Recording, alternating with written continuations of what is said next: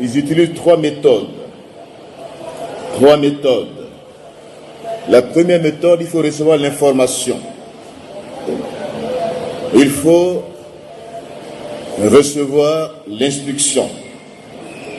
Et la deuxième, c'est que il faut l'appliquer d'abord à ta vie. Il faut méditer, analyser et comprendre. Et que tu appliques cet enseignement d'abord à ta vie. Et ensuite, la troisième phase, il faut la communiquer. Il faut communiquer l'information. Et ce matin, c'est dans ce sens-là que je me tiens devant vous pour communiquer ce qui a été reçu. L'un des orateurs, l'un des pasteurs qui dirige une grande église aux États-Unis, le pasteur David. Nous voulons ce matin saisir cet enseignement pour cette église locale que nous sommes. Amen. Que Dieu nous aide ce matin et qu'il ouvre notre intelligence pour que nous puissions comprendre les vérités bibliques, les saisir et les appliquer. Ce pasteur-là, il était à une église florissante aux États-Unis. Il a été affecté dans une église où il n'a trouvé que 160 membres, 160 personnes. Et puis, il a commencé à les côtoyer, à comprendre pourquoi il ne grandissait pas, pourquoi l'église stagne, pourquoi cette église n'évolue pas, pourquoi cette église ne dépasse pas plus de 160 membres.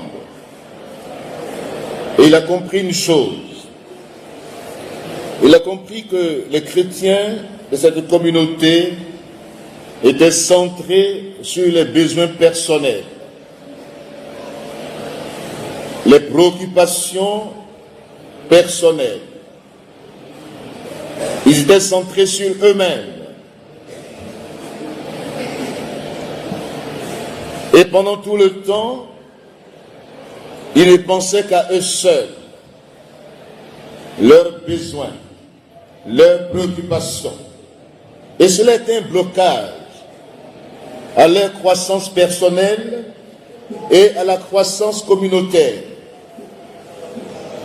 Et il a compris que le plus grand défi, ce qui compte vraiment, la raison d'être d'une église, c'est la mission.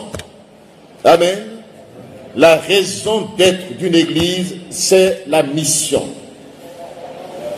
La vision que Dieu communique. Nous avons une identité chrétienne. Nous sommes nés pour servir le Seigneur. Nous sommes rachetés pour que nous puissions à notre tour être des instruments que Dieu utilise pour le salut des autres. Alléluia. Voici ce qui compte. Voici ce qui est essentiel. Et ce pasteur a compris que cette église doit changer de mentalité. Amen. Le changement de mentalité. Être décentré sur soi et être motivé par l'essentiel. Alléluia. Être décentré sur les besoins personnels, sur les préoccupations individuelles. Dieu s'en charge. Mais souvent, nous sommes préoccupés par nous-mêmes.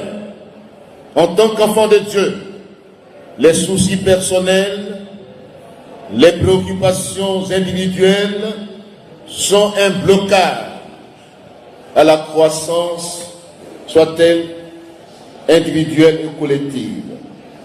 L'Église, sa raison d'être, c'est la mission. Amen. c'est la mission. L'Église doit avoir une vision. Elle doit connaître son identité réelle. Elle doit être motivée par l'essentiel. Pour ce faire, nous lisons un texte biblique. Et le thème de cette conférence est « Dirige là où tu te trouves ». Alléluia. Dirige là où tu te trouves. Sois un leader. Sois un meneur d'hommes. Sois quelqu'un qui motive les autres à l'action. Sois cette personne, ressource, qui inspire, qui oriente et qui conduit les autres à atteindre les objectifs. Nous avons le document que nous avons distribué à chaque famille, à chaque père de famille. Être organisé dans la marche pour voir Dieu agir. La vision de l'Église sur le plan spirituel, sur le plan matériel, sur le plan organisationnel. Nous avons communiqué la vision et nous devons la rappeler. Et le serviteur de Dieu qui est intervenu a dit que la vision, ça s'écrit. Il faut écrire la vision. Il faut la rappeler. Parce qu'elle peut s'estomper. Elle peut mourir. Si le porteur de la vision ne la communique pas, ne la rappelle pas, ne l'écrit pas, la vision peut disparaître. Ce matin, nous voulons rappeler la vision de cette communauté. Amen. Que chacun comprenne que, comme cette église, nous stagnons aujourd'hui. Le nombre est statique, réellement statique. Nous constatons les mêmes erreurs que l'Église LCBC a commises, les mêmes fautes. Nous sommes aujourd'hui centrés sur nous-mêmes. Nous nous préoccupons de notre bien-être personnel. Même les sujets que nous apportons, la remarque que j'ai faite, il n'y a aucun sujet qui s'adresse aux perdus. Prière pour l'évangélisation. Prière pour le salut des âmes.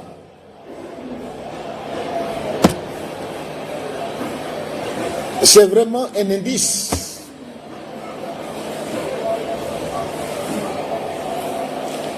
Prière pour la vision de l'Église. Pour atteindre nos objectifs. Prière de la croissance de l'Église. Pour que nous atteignions au moins le nombre qui a été déterminé. Quand je vois les fichiers, c'est entre 150, 160, ceux qui ont pris leur carte de membre, ça ne dépasse pas 160 personnes. Ceux qui ont pris des responsabilités dans l'Église, on est limité. Donc ce matin, j'aimerais revenir ensemble avec vous sur la vision de la croissance de cette communauté. Amen. Il est important que chacun s'imprègne de la vision. Qu'il en fasse réellement sa préoccupation première. Qu'il prie pour que la vision se réalise. Que nous prions pour que Dieu ajoute à l'Église le nom de ceux qui sont sauvés. Amen. C'est ça qui est primordial. C'est ça qui est prioritaire. Même la prière que l'apôtre Paul enseigne dans 1 Timothée 2. J'exhorte avant tout à prier. Nous lisons ce texte. 1 Timothée.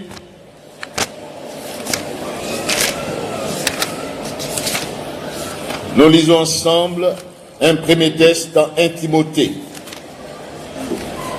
1 Timothée, le chapitre 2. Nous lisons avec respect la parole du Seigneur.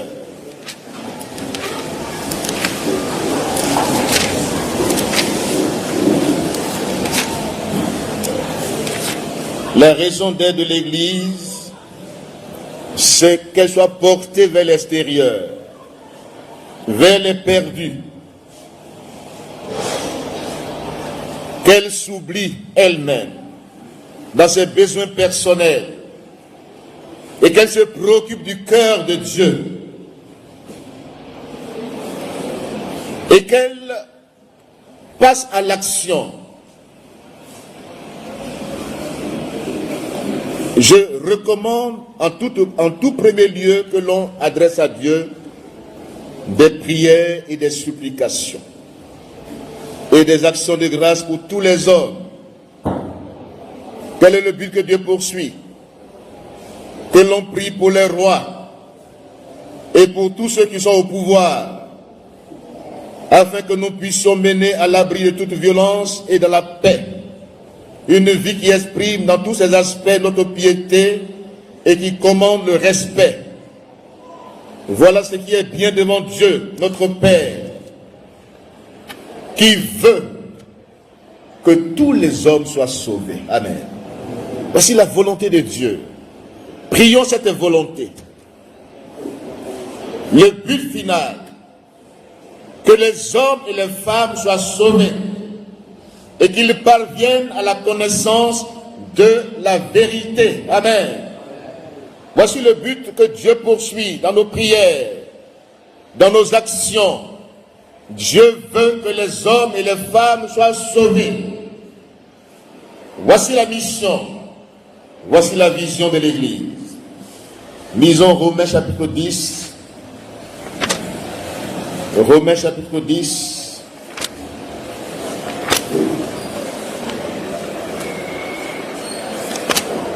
Verset 9 à 17.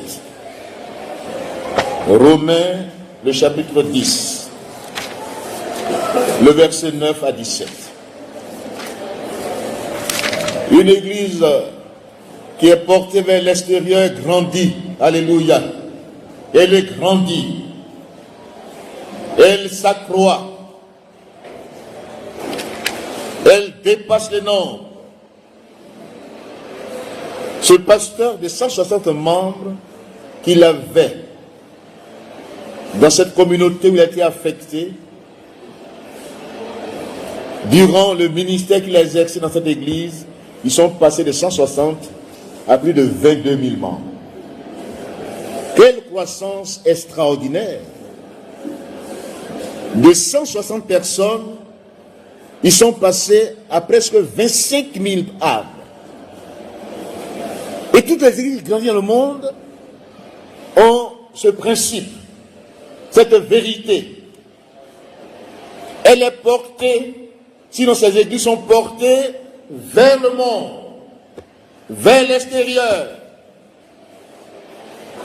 Les cieux de prière qu'ils adressent à Dieu pour le salut des âmes. Dites Amen.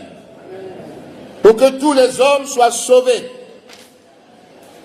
Mais regarde ce que l'apôtre Paul dit dans Romains chapitre 10, verset 9. Vous me suivez? Romains chapitre 10, verset 9. En effet, si tu confesses de ta bouche le Seigneur Jésus, et si tu crois dans ton cœur que Dieu l'a ressuscité, tu seras sauvé. Amen. Tu seras sauvé. Car celui qui croit dans son cœur, Dieu le déclare juste. Celui qui affirme de sa bouche, Dieu le sauve. En effet, l'Écriture dit, celui qui met en lui sa confiance ne connaîtra pas le déshonneur. Alléluia. Ainsi, il n'y a pas de différence entre juifs et non-juifs, car tous ont le même Seigneur, qui donne généreusement à tous ceux qui font appel à lui, qui donne généreusement à tous ceux qui lui font appel. Tous ceux qui invoqueront le nom du Seigneur seront sauvés. Alléluia. Il est écrit en effet, verset 13, tous ceux qui invoqueront le nom du Seigneur seront sauvés. Mais comment feront-ils appel à lui s'ils n'ont pas cru en lui? Et comment croiront-ils en lui s'ils ne l'ont pas entendu? Et comment entendront-ils s'il n'y a personne pour leur annoncer l'évangile? Et comment y aura-t-il des gens pour l'annoncer s'ils ne sont pas envoyés? Aussi y a-t-il écrit dans l'Écriture qu'ils sont beaux les pieds de ceux qui annoncent de bonnes nouvelles. Alléluia. Alléluia. Qu'ils sont beaux. Que tes pieds soient beaux ce matin. Que la beauté de Dieu t'habite ce matin. Que tu aies des bons pieds en annonçant les bonnes nouvelles. Notre monde est rempli de mauvaises nouvelles. L'évangile, c'est la bonne nouvelle du salut en Jésus-Christ. Verset 16. Mais malheureusement, tous n'ont pas obéi à cette bonne nouvelle. Ésaïe déjà demandait, Seigneur, qui a cru à notre message? Donc, la foi naît du message que l'on entend. Amen. Et ce message vient de la parole de Christ. Amen. Que Dieu nous bénisse.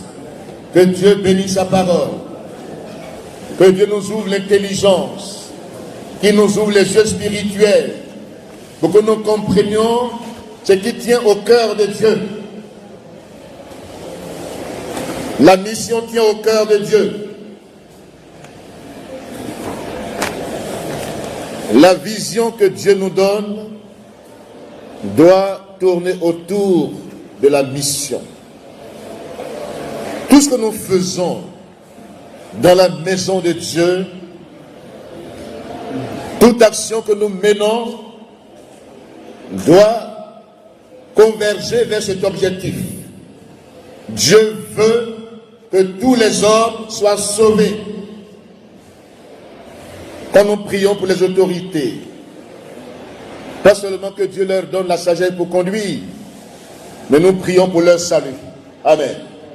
Nous prions pour que Dieu leur donne la révélation du salut, qu'ils soient sauvés, que les familles soient sauvées, que les personnes aujourd'hui qui sont dans les liens, qui ont l'intelligence obscurcie par l'ennemi, qui leur donne de croire à des fausses espérances, que ces personnes, les écailles tombent de leurs yeux et qu'ils voient briller la gloire de l'évangile.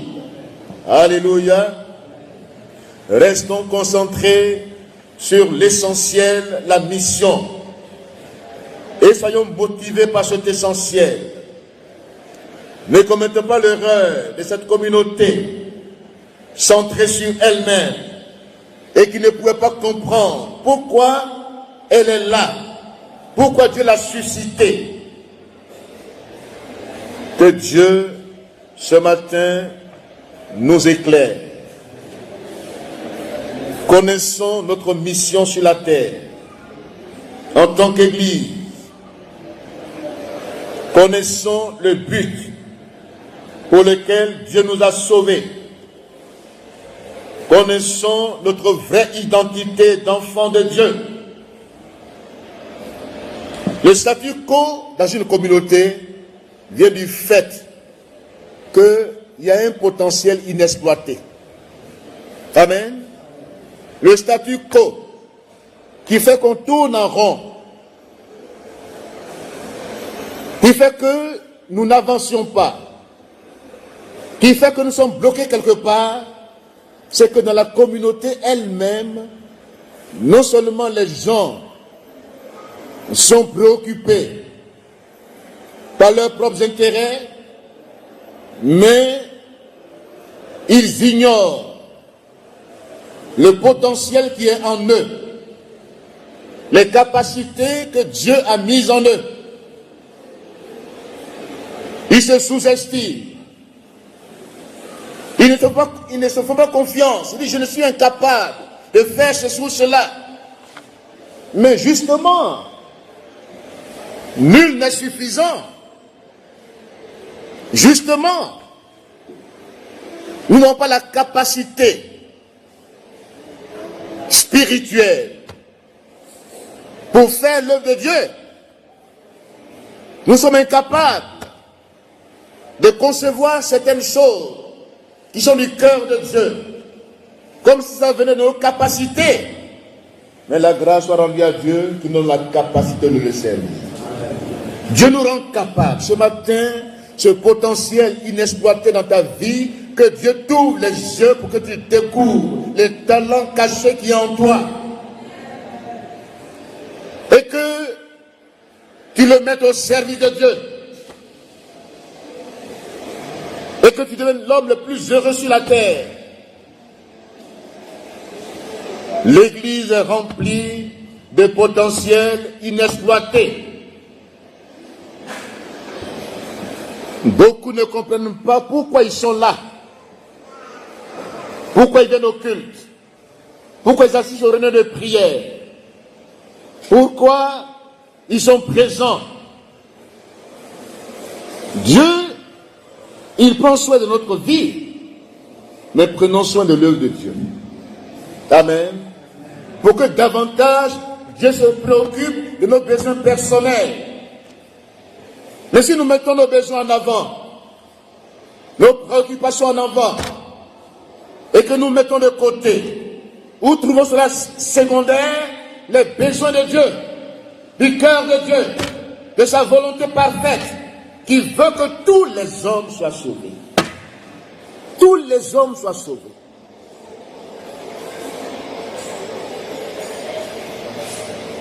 Ce pasteur, David, l'homme des défis,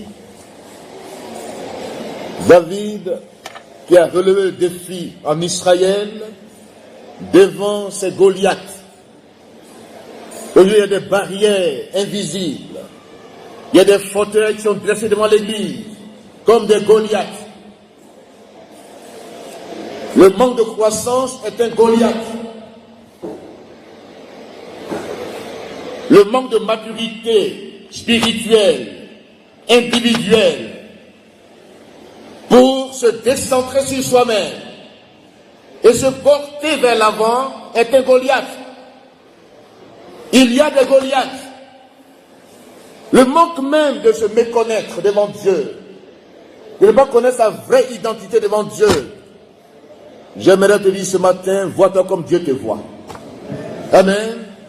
Vois-toi comme Dieu te voit. Écoute le dit de Dieu sur ta vie. Dieu te dit, comme l'a dit à Gédéon, va avec la force que tu as. Il y a un potentiel vital en toi. Une force cachée que tu méprises toi-même. Dieu veut exploiter ce potentiel ce matin.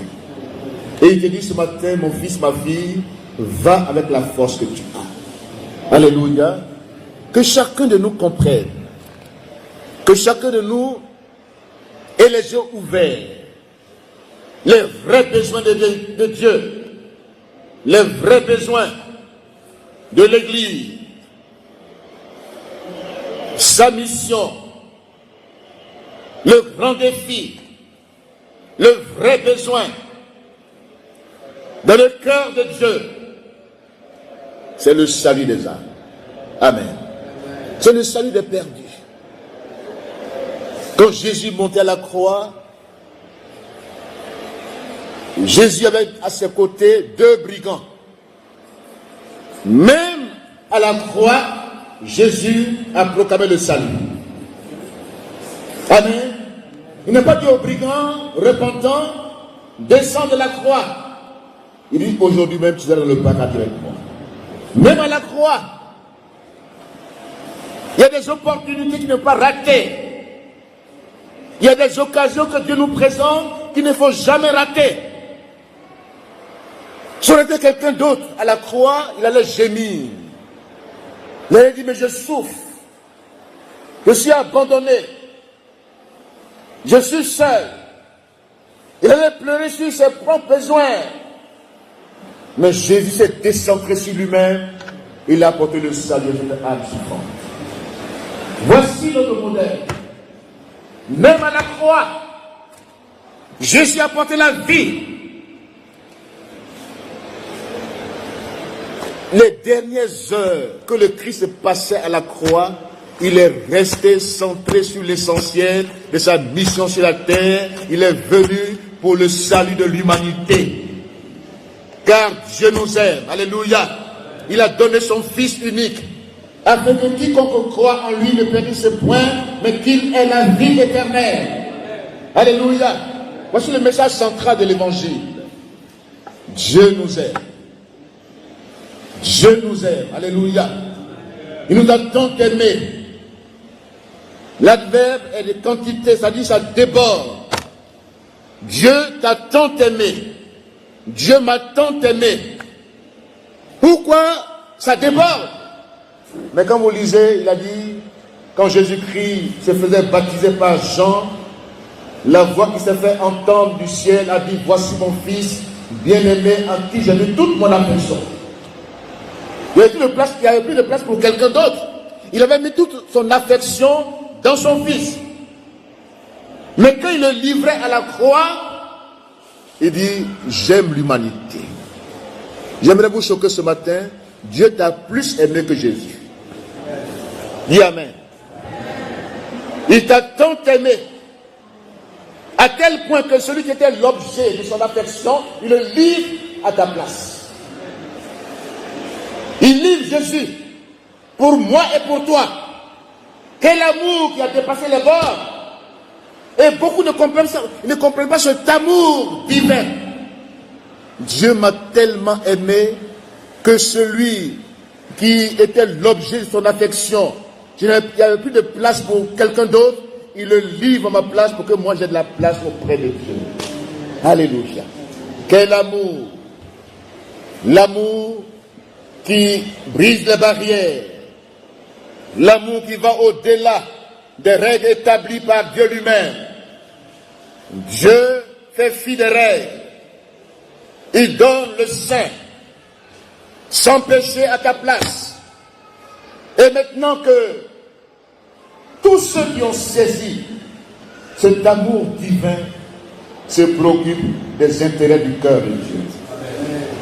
Mais ceux qui n'ont pas compris ou qui sous-estiment cette valeur, cet amour, restent préoccupés sur eux-mêmes.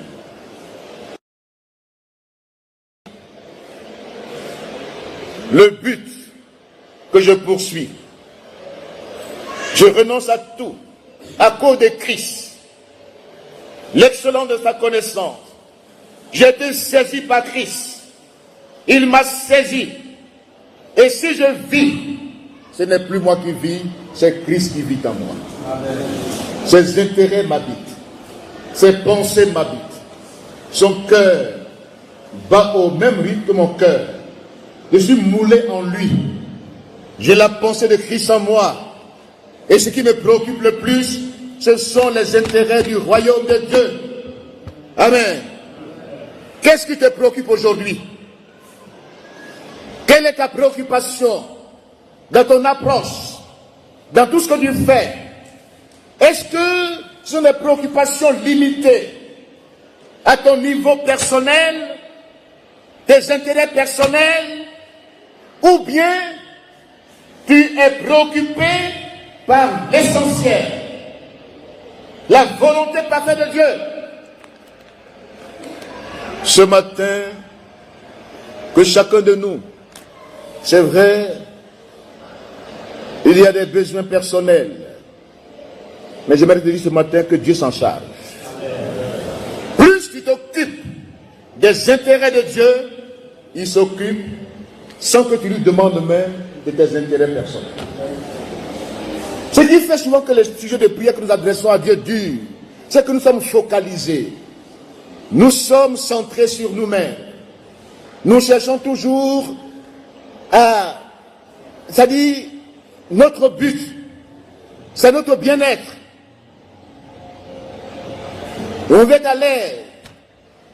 On veut être sans problème, sans difficulté. Mais Jésus que nous suivons Même dans les difficultés dernières, il a proclamé la vie. Et remarquez bien que sa croix est dressée entre deux individus. Il y a un qui était sauvé et il y a un autre qui était perdu. La croix du Christ divise notre humanité en deux blocs. Le bloc des perdus et le bloc des sauvés. Et si tu es du bloc des sauvés, tu dois à ton tour être un instrument de salut pour les autres. Alléluia. Le pasteur David, l'homme des défis, dans son intervention dans la communication, il a dit à cette église, nous allons prendre des résolutions, dites amen, des décisions à prendre. Nous ne sommes pas comme les enfants qui jouent au ballon. Les enfants de 5 à 6 ans, ils tapent le ballon. Leur objectif est de taper dans le ballon, dans toutes les directions, dans tous les sens. Ils courent dans tous les sens. Mais ils n'ont pas d'objectif. Marquer les buts. Remarquez les enfants de 5 à 6 ans.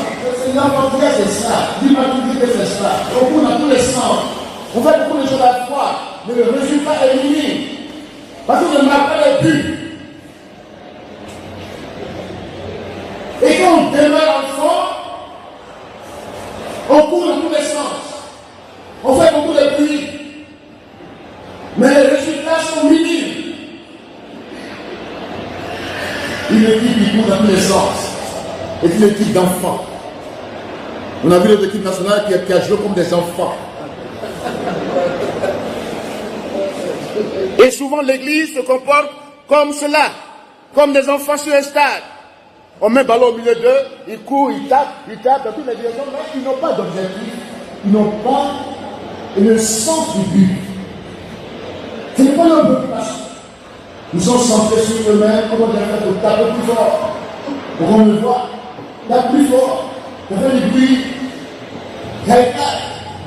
on crie, on court. Mais une église pareille est une église immature. Dites amen maintenant. Une église qui court dans tous les sens, qui n'a pas d'objectif, qui n'atteint pas ses objectifs, est une église immature. Elle est à l'étape d'enfance. Les buts marqués sont des âmes gagnées, ajoutées à l'église. Alléluia. Ils sont les buts marqués. Ce n'est pas seulement dire, on a prêché ici, on a fait... Non, mais est-ce que le fruit demeure? Est-ce que le but est marqué? Est-ce qu'il y a croissance? Est-ce qu'il y a des personnes ajoutées à l'église? Est-ce que l'église grandit? Nous devons prendre les mêmes décisions que cette église a prises, parce qu'elle était préoccupée, centrée sur elle-même. Elle courait dans tous les sens pour ses besoins personnels. Elle était isolée du monde. Elle était coupée du monde. Souvent nous pensons qu'être chrétien, c'est être isolé, coupé du monde. Nous sommes dans le monde. Alléluia. Nous ne sommes pas coupés du monde. Mais nous ne vivons pas comme le monde vit. Mais nous sommes le sel et la lumière de ce monde. Amen. Le sel a une influence positive dans son milieu. Alléluia. Nous sommes le sel et la lumière du monde. Nous devons avoir la vision qui est d'atteindre nos objectifs. Des objectifs à atteindre. Travaillons à cela dur. Travaillons. Donnons-nous à fond. Des jeunes leaders, des jeunes conquérants, des jeunes ouvriers. J'aimerais vous dire ce matin, faites-vous confiance vous-même. Dites amen. Dieu te fait confiance. Dieu compte sur toi. Il a mis en toi un potentiel vital. Tu crois en Dieu, mais crois aussi en ce que Dieu a mis en toi. Pour que tu fasses des progrès. Tu n'as pas de progrès, personnel. Si tu te sous-estimes, si tu dis non, je ne peux pas. Mais qui peut? Personne. Mais Dieu met sa capacité en chacun de nous. Si tu sépares ce qui est vide de ce qui est précieux, ta bouche sera la bouche de Dieu. Alléluia. Alléluia. Donc ce matin, le monde a soif. Le monde veut voir la révélation des enfants de Dieu. Alléluia. Le monde attend la révélation des enfants de Dieu. Et l'apôtre Paul dit, mais comment entendront-ils s'il n'y a personne? Comment pourront-ils entendre s'il n'y a personne qui prêche? Et comment il doit être des prédicateurs s'ils ne se sentent pas envoyés par Dieu? Ce matin, Dieu t'a choisi, Dieu t'envoie. Amen. Dieu t'a choisi. C'est un choix de Dieu qui porte sur ta vie. Ce n'est pas seulement pour participer au culte le dimanche, aux offices religieux que tu es là, mais tu as le choix de Dieu. Dieu te forme, Dieu t'équipe, Dieu t'a guéri pour qu'il t'envoie. Tout ce que tu saisis ce matin comme parole de Dieu depuis lors, ce qui a été apporté, les informations qui t'ont été données, les instructions qui t'ont été données, applique-les à ta vie. Applique-les à ta vie. Laisse cette parole t'imprégner. C'est une parole de vie. Qu'elle crée en toi le désir de servir Dieu. Tu as l'appel de Dieu sur ta vie. Dieu t'a appelé au salut. Dieu t'a appelé à sauver ta famille. Dieu t'a appelé à sauver tes amis. Il y a plusieurs appels de Dieu. Ce n'est pas un seul appel attitré. Non. Dieu t'a choisi. Dieu t'a sélectionné. Dieu t'a distingué. Il t'a mis à part pour lui, pour un seul usage. Il veut se servir de toi comme instrument de bénédiction pour le monde actuel.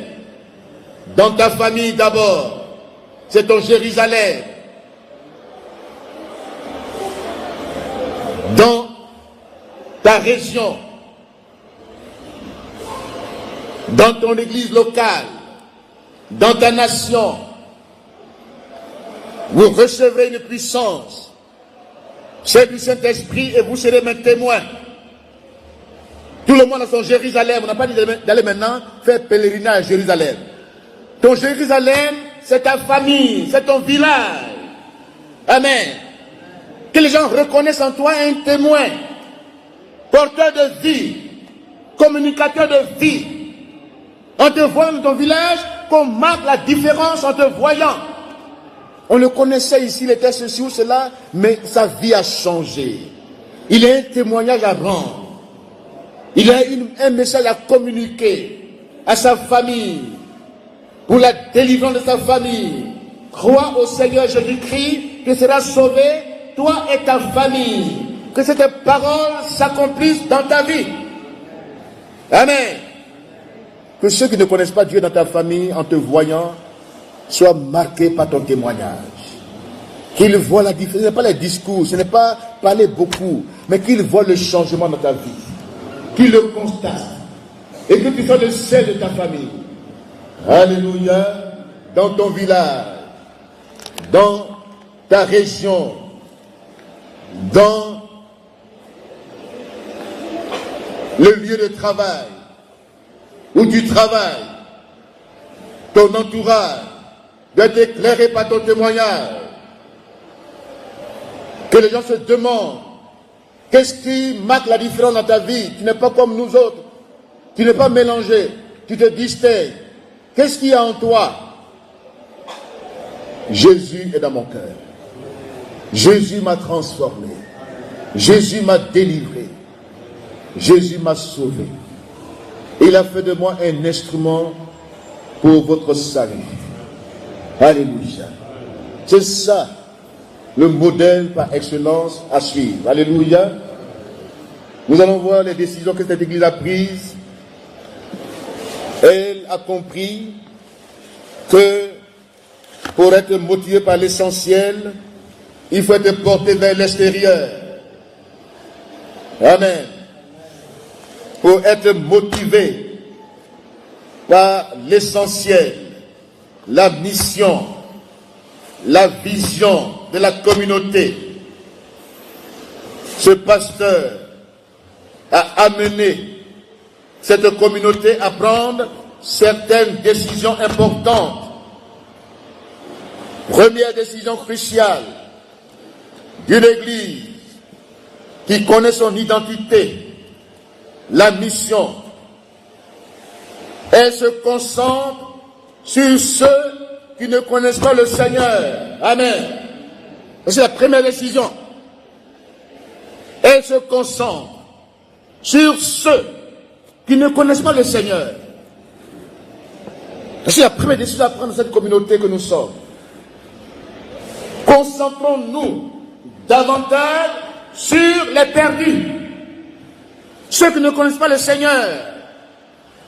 Dans le quartier où nous sommes installés, concentrons-nous premièrement sur ceux qui ne connaissent pas le Seigneur Jésus-Christ. Alléluia. Jean chapitre 4, versets 22 à 26. Et regardez la concentration du Christ. C'est une femme samaritaine. Elle est venue puiser. Et nous ratons des occasions importantes.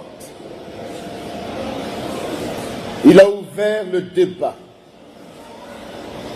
En matière de communication, il faut partir du connu pour présenter l'inconnu. Cette femme, elle connaît l'eau, source de vie. Elle est venue puiser de l'eau. Elle connaît l'eau. Et Jésus parle de cette eau, de cette image importante, pour lui présenter ce qu'elle ne connaît pas. Amen. Il dit, donne-moi de l'eau à boire. Il sait pourquoi il dit ça.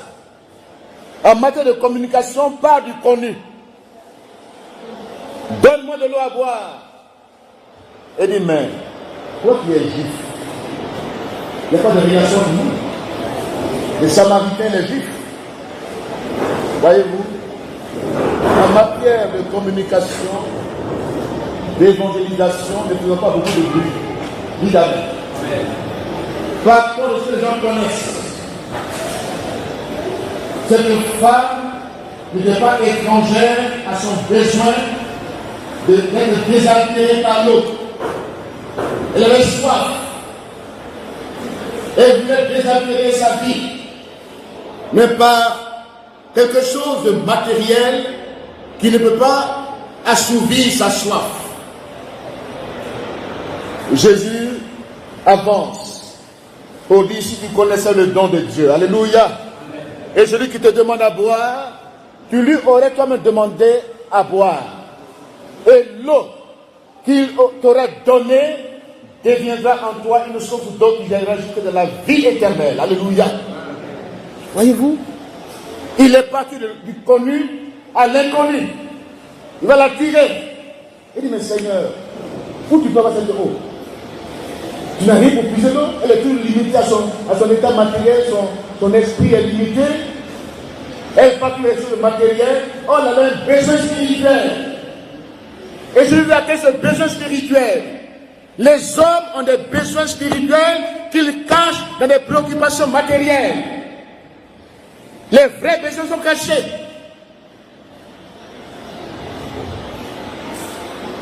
Jésus est l'eau de vie. La source intarissable. Et il continue dans sa démarche communicatrice. Il dit, mais va appeler ton mari. Je n'ai point de mari. Ce que tu as dit est vrai. Même l'homme qui est avec toi, cette cinquième personne n'est pas encore ton mari. Il a dit, mais d'où connais-tu ma vie? D'où me connais-tu? Jésus te connaît. Ta vie n'est pas cachée devant Dieu. Il connaît tes vrais besoins que tu caches dans les préoccupations matérielles. Et les hommes ont des vrais besoins qu'ils cachent. Jésus a besoin des instruments qui ont en eux l'Esprit de Dieu, qui discernent les vrais besoins de l'humanité. Des instruments, pas des gens comme les disciples. Regardez quand Jésus-Christ s'entraîne à cette femme et qu'elle découvre qu'il est le Christ, elle laisse la cruche, symbole de sa vie. Préoccupée par les choses matérielles, elle laisse cette matière-là qui la préoccupait, qui faisait qu'elle venait chercher des amants à cette nuit, mais cet homme qu'elle a rencontré est différent. C'est le sauveur du monde. Alléluia. Elle a découvert, à midi, une femme doit rester à la maison. Et ils ont pris pourquoi? Mais Jésus, elle a rencontré Jésus. Que les hommes et les femmes rencontrent le Seigneur, pas nous. Présentons-leur Jésus, le sauveur du monde, le libérateur, qui ne peut pas du temps pour délivrer quelqu'un. Il n'a pas dit à la femme, là, va d'abord, prends un temps. Il dit, femme, je suis la vie, celui qui trouve la vie, cette eau, à la vie éternelle. Qu'une dame qui a pris 1 seconde, mais 2 minutes. Délivrance qui a commencé 1 minute, 2 minutes. Ça n'a pas pris du temps. Quelle est ta nourriture aujourd'hui? Quelles sont tes préoccupations aujourd'hui? Jésus dit, ma nourriture, c'est de faire la volonté de celui qui m'a envoyé.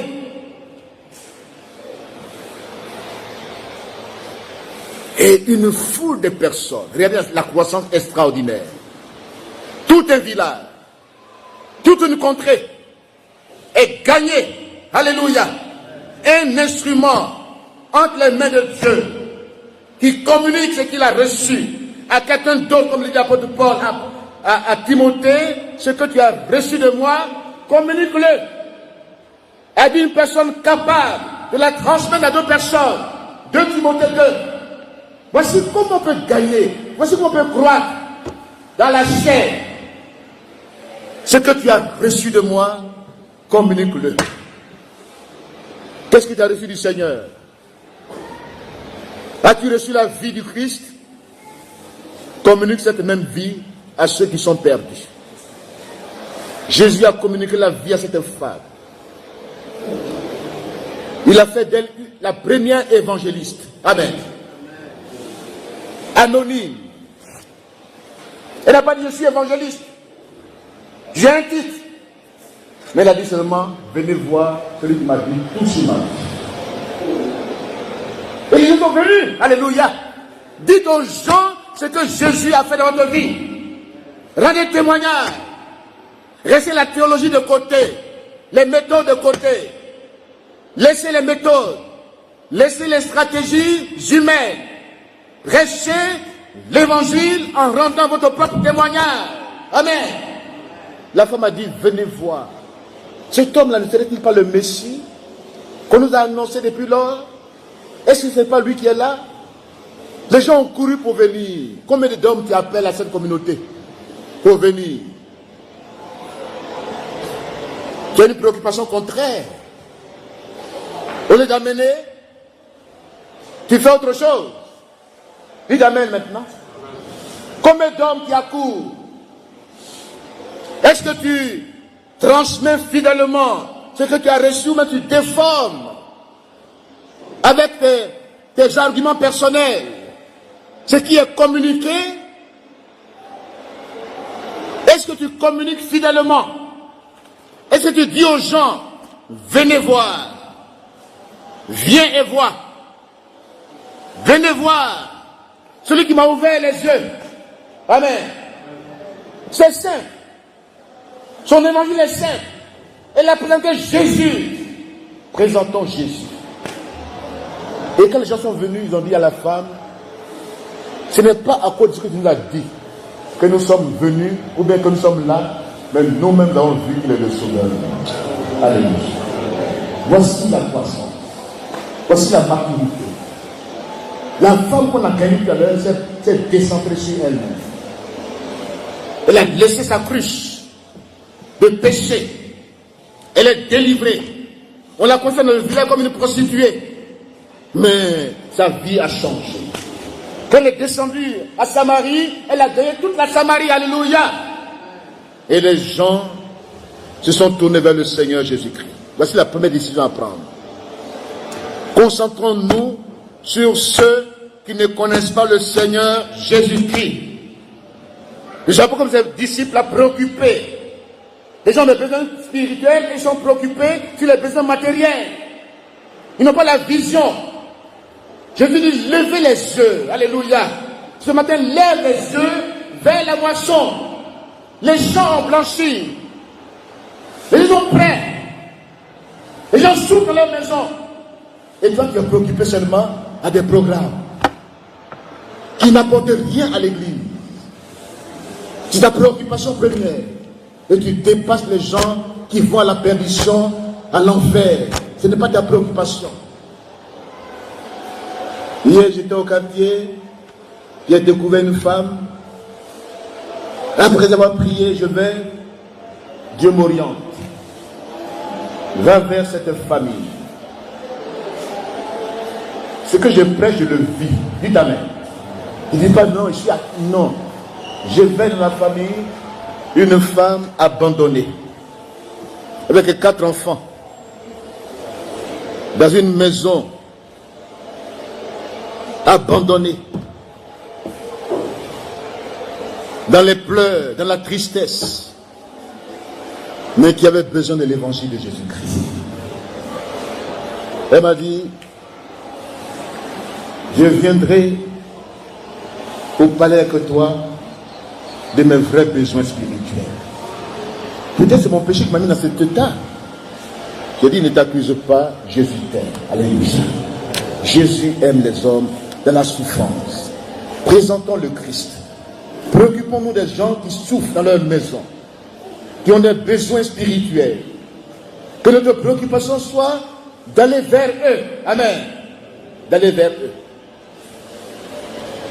Il a dit, je ne vais plus à l'église. Je suis découragé. Je suis abattu. Mais Jésus est prêt à la relever. Amen. Alléluia. Deuxième décision, renouons avec la société. Amen. Renouons avec la société, afin qu'elle comprenne ce que nous faisons. Ne nous isolons pas. Qu'il n'y ait pas de rupture entre l'Église et le monde. N'ayons pas un langage religieux envers le monde. Brisons cette tradition religieuse. Alléluia. Les gens, souvent, quand ils voient l'église, ils la voient comme ils ne peuvent pas y venir. Et tous ceux qu'ils voient ici sont saints. Que Dieu nous aide. Hein? Donc, eux, ils sont pécheurs. Ils se disent, mais la paix, si je vais là-bas, je ne suis pas prêt pour y aller. Oh, Dieu a besoin d'eux. Renouons avec la société. Montrons-leur un visage contraire à ce qu'ils pensent.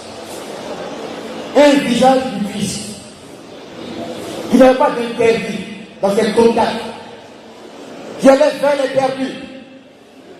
Il n'est pas isolé quelque part. Il est la vie. Il peut demander que les gens de mauvaise vie, il n'est pas infecté par leur vie, mais c'est lui qui apporte la vie. Pourquoi les chrétiens sont comme des chrétiens aujourd'hui? Ils évitent les pécheurs. Ils les évitent. Ils se croient saints. Ils les condamnent. Ils les rejettent. Oh, Dieu t'a appelé pour que tu renoues la société. Bien. Et comme les chrétiens, ils ont des lunettes d'accusation, de sainteté. Or, eux-mêmes, ils ont des problèmes spirituels non réglés, mais quand ils voient les pécheurs, ils disent, mais cela, vraiment, c'est vraiment. J'ai vu une femme hier encore, je ne sais pas pourquoi il tombe sur elle, mais elle est complètement comme un homme. Elle s'habille comme un homme. Elle a les gestes d'un homme. Elle paraît bizarre. Et quand elle est venue, je lui ai dit, Jésus t'aime. Alléluia. Tel que tu es. Mais nous, on fuit les pécheurs. On les laisse comme ça dans leur détresse. Les jeunes gens sont dans la drogue, dans la boisson, dans des problèmes spirituels. Mais c'est toi qui dois aller vers eux, tu dois renouer avec la société pour la gagner au Seigneur. C'est la deuxième décision à prendre. Regardons le monde actuel avec les lunettes de l'évangile. Alléluia. Ne les condamnons pas. Ne nous isolons pas. Brisons les barrières traditionnelles. Changeons de langage. Le pasteur n'est pas seulement un pasteur dans une tenue de veste à tout moment. Dites Amen. Il y a des temps, changeons d'habit. Dites Amen. Les gens qui sont dans le monde, pas qu'on s'adapte à eux, mais montrons-leur un autre visage de Christ. Un autre visage qui ne s'isole pas, qui n'est pas de rupture entre nous et le monde. La seule rupture, c'est dans sa condition de vie. Mais dans la communication de l'évangile, je dois me mettre au niveau qu'il m'accepte, qu'il ne fuit pas l'évangile, qu'il m'accepte, que j'aille vers eux en adoptant, sinon pas en m'adaptant, mais en adoptant ce qu'ils sont, ce qu'ils croient, et que je passe là mon évangile. Amen. Alléluia. La deuxième décision à prendre, mais la musique doit changer. Changeons de musique. Changeons de langage. Dites Amen. Pas maintenant, changeons la musique. Non, mais faisons en sorte que le monde se voit dans sa maison. La maison de Dieu est la maison de tout le monde. Alléluia. Alléluia. Que les groupes musicaux, que la chorale, qui n'a pas changé ce matin, que cette chorale puisse réellement se lever. Devenir une chorale d'évangélisme qui va dans le monde. Pas seulement pour s'asseoir dimanche, mais qui organise des programmes de sortie d'évangélisation ensemble avec le groupe musical dans les rues, dans les quartiers, pour proclamer que Jésus-Christ est Seigneur. Troisième décision à prendre aujourd'hui. Ce pasteur m'a impressionné. Troisième décision à prendre. Est-ce que nous avons terminé le travail? Ou devons-nous trouver d'autres stratégies et d'autres moyens? Les moyens que nous avons utilisés hier ne sont plus efficaces. On fait croire que le travail est terminé. J'ai vu un jeune homme, deux jeunes hommes, il y a un qui avait un micro, qui criait, mais personne ne l'écoutait. Mais il y a un autre, son approche est différente. Le contact personnel. Il gagne les gens. Alléluia. Je me dis ce matin, franchement, le travail est terminé. Que notre stratégie, changeons de stratégie. Changeons de stratégie. Laissons-nous conduire par l'Esprit de Dieu. Rien ne doit remplacer dans notre vie, dans notre approche, dans l'évangélisation, le contact personnel. Alléluia. Nous entrons en contact avec les gens. Nous les écoutons. Nous leur présentons l'évangile de Jésus-Christ. Même si c'est une seule personne que tu as gagnée, c'est un fruit qui a marqué un but. Que tu te mets dans la rue là pour prier, pour dire, oui, c'est bien, c'est tout. Non, les gens ne t'écoutent même pas. Ne tombe pas la mode du monde. Mode des évangélistes actuels qui pensent que c'est prendre le micro seulement qui veut dire j'évangélise, mais dans ton travail, dans ton quartier, il y a une personne que tu côtoies au quotidien. Prends du temps pour la rencontrer, pour parler avec elle, pour lui présenter la parole de Dieu. Elle va t'écouter, elle va changer de vie. Dites Amen. Alléluia. Quatrième décision. Notre rôle n'est pas de manipuler les gens, de les contrôler.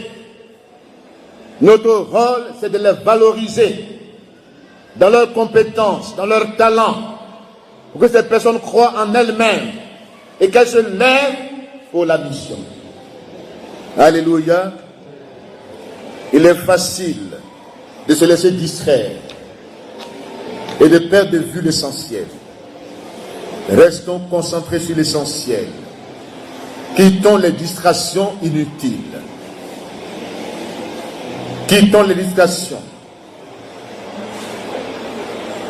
Soyons des canaux de sauvetage. Alléluia. Des canaux de sauvetage. Le Titanic qui a fait un naufrage dans ce film-là, le Titanic.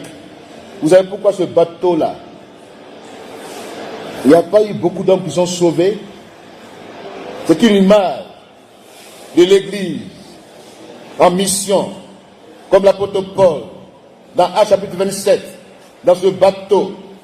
Dieu te donne tous ceux qui naviguent avec toi. Amen. Dieu te donne toutes les personnes que tu côtoies au quotidien. Dieu te les donne. Le Titanic, ce gros bateau, ce gros navire de croisière a coulé. J'aimerais terminer ce témoignage. Et puis, il y a eu des canaux de sauvetage pour venir au secours des naufragés. Vous savez, un canal de sauvetage, son but, c'est de venir en aide à une personne en détresse. Et puis, il y a pas de sauvetage, les canaux de sauvetage sont venus. Mais quand ils sont partis, ils ne sont plus venus. Or, le rôle du canot de sauvetage, c'est de partir, de revenir, de repartir. C'est un canot de sauvetage. Un chrétien qui est canot de sauvetage ne dit pas que le travail est terminé.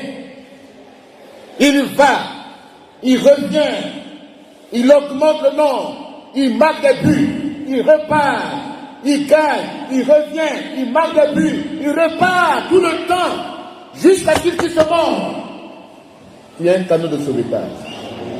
Tu n'as pas un bateau, un navire de croisière. Pour que tu sois satisfait, et puis que tu sois assis comme ça, tu coules. Quand tu n'évangélises pas, tu coules. Quand tu n'apportes pas l'évangile, tu perds même ta vie chrétienne.